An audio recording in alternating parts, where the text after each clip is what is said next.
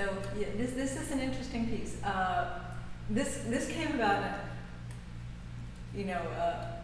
first actually out of a conversation I was having with a friend of mine who's a great painter and was a great, he's a great art writer and thinker, art world person, Walter Robinson.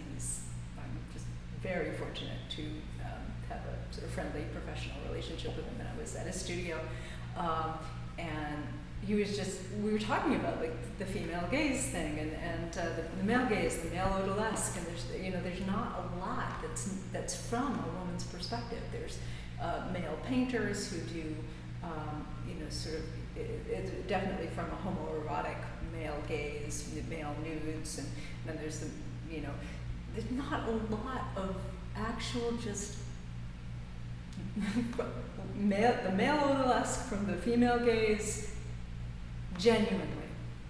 And he said, well, you should have a male odalisque and cats, because you love cats. I do love cats, and that is a great idea. I'm going to go home and do that. And as I was painting it, I decided to start incorporating up these, inspiration finds you working. So you start with a thought, you build on the thought. So I started the piece, I started the underdrawing, and then it started to talk to you if you're doing things right. The piece will tell you what it wants next. If you've got your head wide open on it. I just wanted to take it one step further. What spiritually, centrally, do women need frequently? And it's to be reminded that they are seen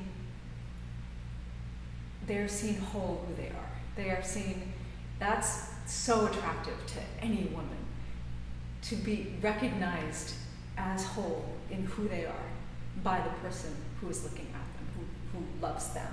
And that's far more sexy than the nude male itself, and that combined with that, it's just perfect.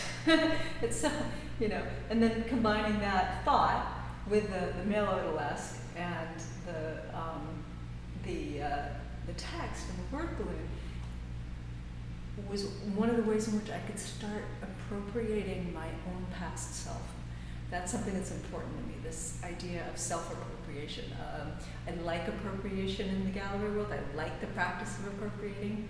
I think it's fascinating. I love Cindy Sherman. And as I said, I love Walter Robinson, who's done a great deal of exploration in terms of cultural appropriation of past pop culture.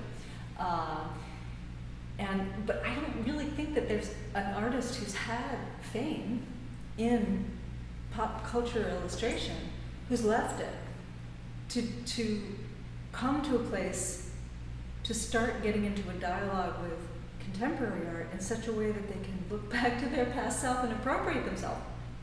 It fascinates me. And so this is part of what I'm trying to do with this piece, of bringing in the comics and making reference to it and drawing it into the dialogue that I want to say now as an artist.